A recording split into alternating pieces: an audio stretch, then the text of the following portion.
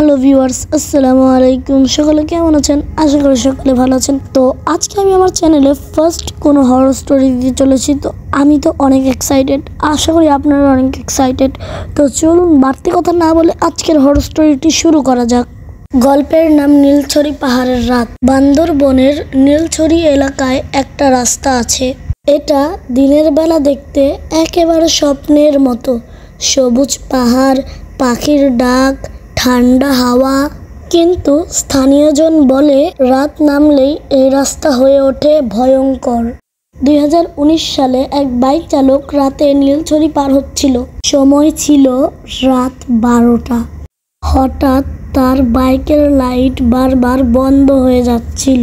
সে ভাবলো হয়তো বাইকের সমস্যা।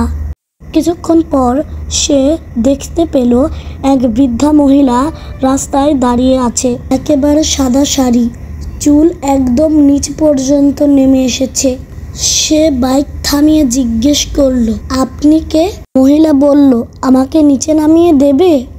ভয় পেয়েও বাইক চালক তাকে উঠতে দিল। মহিলা বসতেই বাইক অনেক ভারী হয়ে গেল।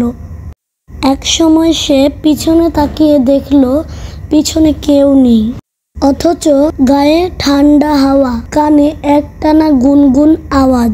সেই রাতের পর থেকে বাইক চালক আর ওই রাস্তায় একা রাতে যায় না। স্থানীয় মানুষজন বলে ওই জায়গায় আগে এক বৃদ্ধা দুর্ঘটনায় মারা গিয়েছিলেন। তখন থেকেই মাঝরাতে তিনি লিফট চান।